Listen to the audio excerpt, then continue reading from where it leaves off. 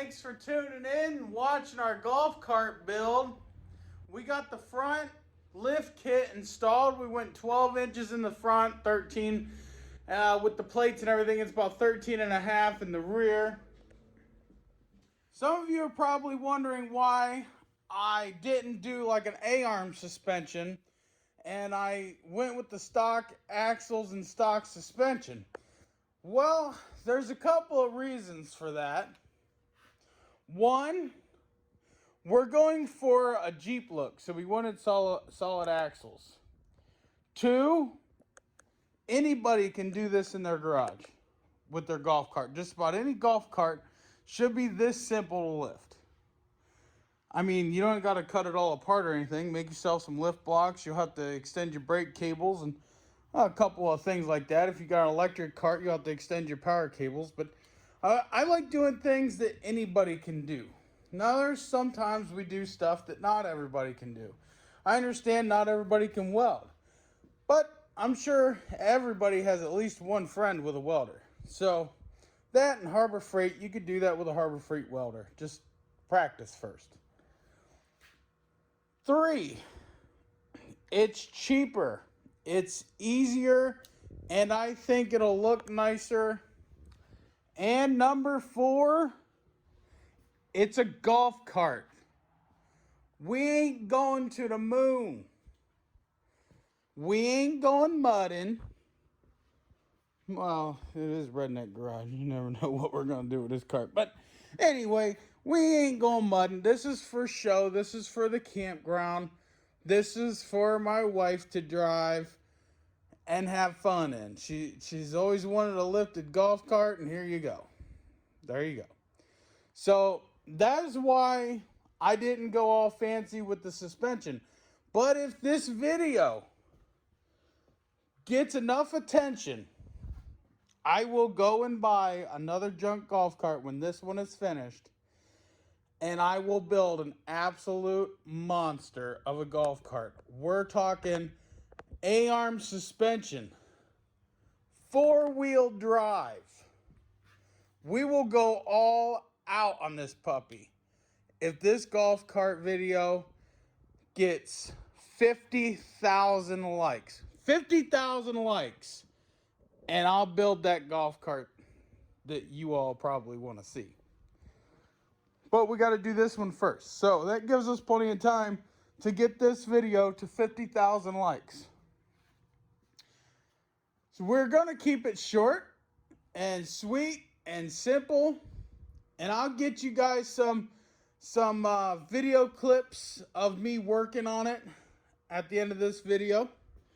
So we'll do that for you. That way you can see some of the footage that you didn't see in the last video. So, all right, guys. Oh, yeah. Oh, before we cut it short, we were talking about, see where the shocks bolt up? We're going to do the trailing arms coming up into here, somewhere in here, down to both axles. Okay? And then I have to have a sway bar on top of that. But I'm also going to do a third arm back here. We're going to make a steel bracket that will mount up on this transmission. And then we're going to do a third arm, probably right in here, going over there with the rest of them. That way it keeps, whenever you give it gas, the rear end's going to want to kick. That'll help with that. And then we're going to do a trailing arm system here. I've thought about it, but I'm not sure yet how I'm going to do it. But we need to do a trailing or a stabilizer arm to keep the rear end from wanting to shift with the golf cart. And we're going to do the same for the front end. Only difference is there's only going to be 2 arms and possibly a stabilizer arm. I don't know. We have to see how that goes. So, but all right, guys, I'll have some footage in here for you, and you're going to like it. So stay tuned and keep watching.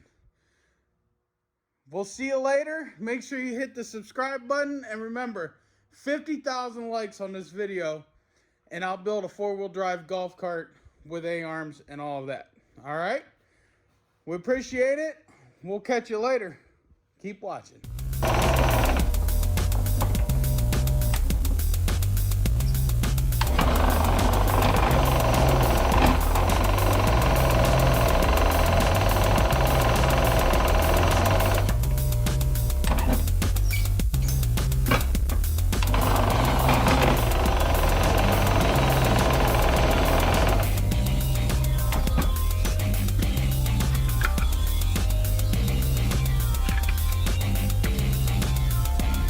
Get yourself one of these, it'll kinda help. Get the magnets on there.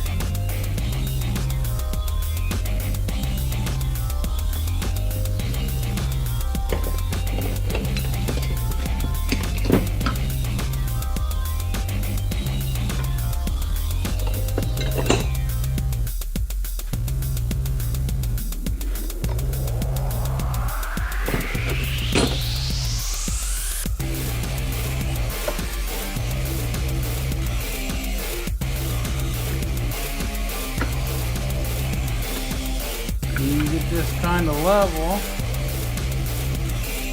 the magnets will hold it.